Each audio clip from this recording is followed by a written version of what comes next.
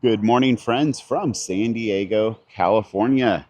In town working on the world's largest SUV camper conversion project. It has been about, I don't know, give or take 10 days since I've done a recording. Reality is, I had to take some time off. I pretty much destroyed my wrists with all the saws and the funky angles for nonstop day after day work that my hands just started going numb and tingling, and it was a horrible feeling. And they're better. I can function now, but that give or take a week of rest was much needed. So, what's going on with this build? Well, let's see here. You can see the truck now has a spare tire on the front bumper. And the space was needed in the back for the camper conversion. So the 2-inch receiver hitch was mounted up in Julian, and got this is the spare tire mount, and then a locking pin for security. This thing rattled like none other. So there's this little plate, and then needed some wheel studs, and you can see, well, they had to get welded on, and Mike was able to help out with that. We welded them on, and I went ahead and put some good old-fashioned wheel stud locks, so there's a little added security.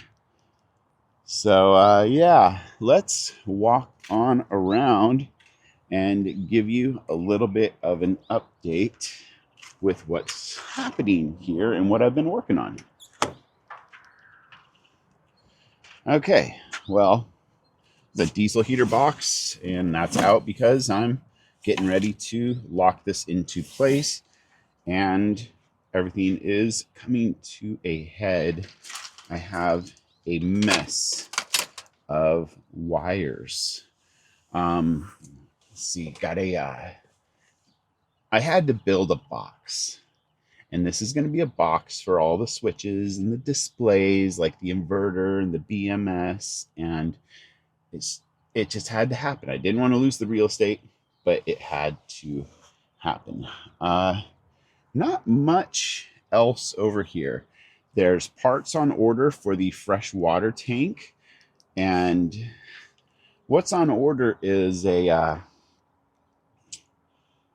4-inch bunghole access cleanout port that seals up properly enough to not leak, because in our other camper Denny, the top of the cap leaked. So this one's gonna have a fitting that comes up from the inside, and there's little bolts, and it gets tightened and sandwiches down, so it will be, and also drinking water safe, so it'll be watertight. Like I said, I have not done anything for cutting a hole in the countertop or mounting the water lines, because I have to start at the beginning, and that would be the tank. So let's come on around here. My hand is starting to tingle already, so I'm just from holding this light ass little camera. Man, when you are not used to doing certain things, they really do take a toll. All right, so since wiring is happening, I did USB outlet right here. So this is for this side of the bed, or just in general for access from the rear. There's going to be some heat generated in here, and this is a little computer fan. So that will help dissipate the heat. The diesel heater is probably going to be in today or tomorrow, but I'm putting this there. Okay, you'll see that's the positive for the DC to DC, and I use some fuel hose and heater hose sizes to fashion a gland. The ground to the chassis is going to go through the other hole, and I also need to send a wire for the diesel heater fuel pump out through that hole as well. But no, that's add a little sealant, but that is a pretty darn tight seal for some heater hoses and a battery cable. Coming on out here, these are not necessarily final yet, but the bus bars, I still need to sort everything out. There's a shunt down there for the BMS. The big inverter, the DC to DC is kind of going to go right here. Battery on off switch. Did yeah, there's not too many straight lines and right angles on this thing, but hey, it is what it is. So put some new faces on these drawers, and this is all the tools I've had to amass for this build. Thinking of rhino lining or something to that extent, this compartment down there, but that is so low on the list.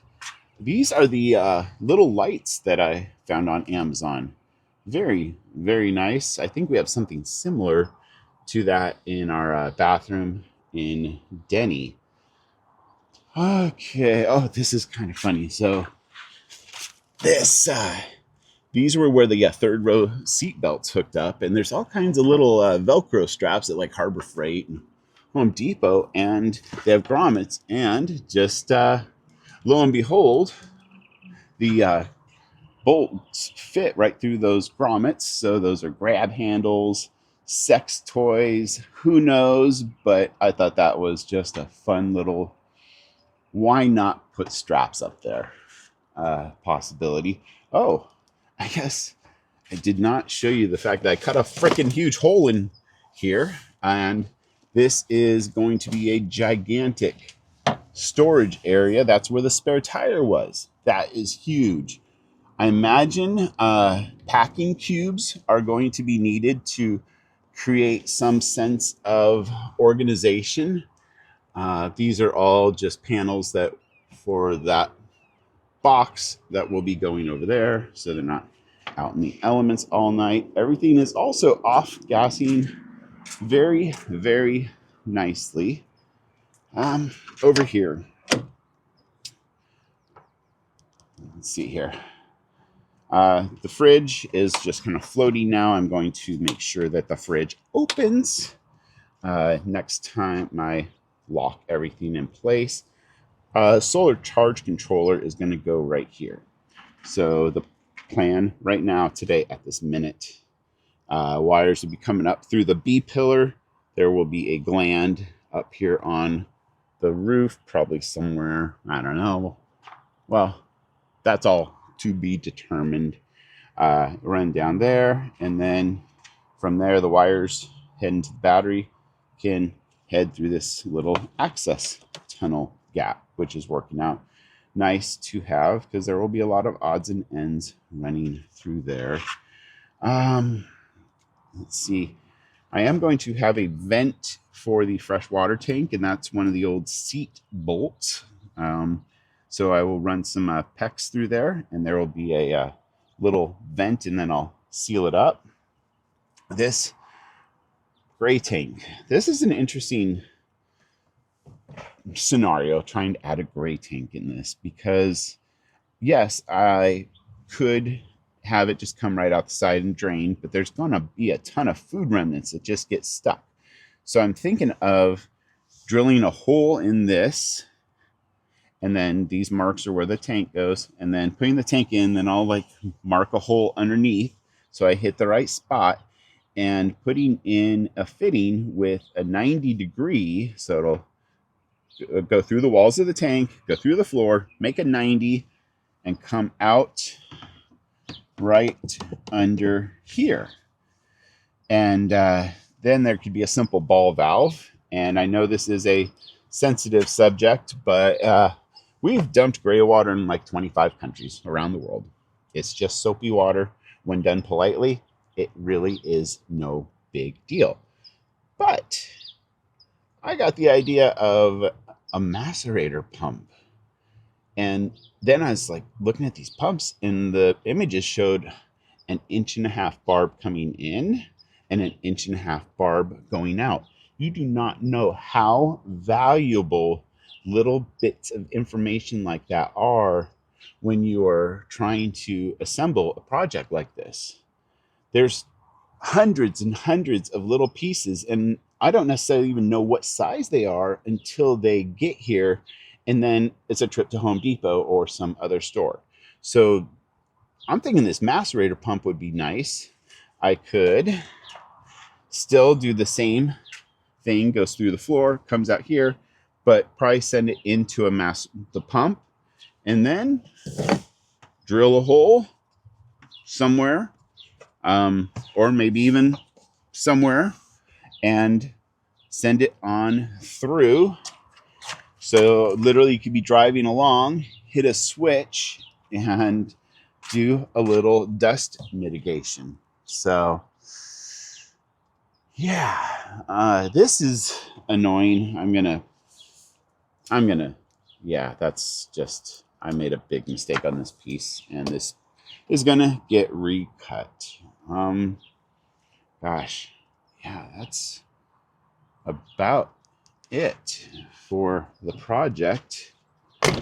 Appreciate you hanging out with me for a little bit of your day, and I'll continue to keep you updated. Yeah, let me know if you're enjoying these videos. I am not necessarily enjoying working and building something. Like, I'm always been more the travel instead of make it.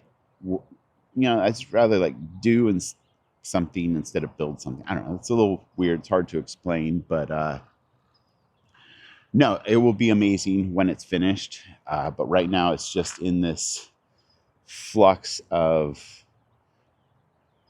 stagnancy, but yet progress. And I do know that there is going to be one day in the very near future where just the 3 right parts and pieces will all arrive, and everything will come together all on one day. So I do know that day is coming, but in the meantime, man, it drags, and it's actually a very hot period in Southern California right now. And that's a little jacked up to say after like the Minnesota and Wisconsin area got plummeted with snow, but it's like 95 degrees here in San Diego. And yeah, that's pretty darn hot. So yeah, thanks for hanging out with me. We'll see you in the next one.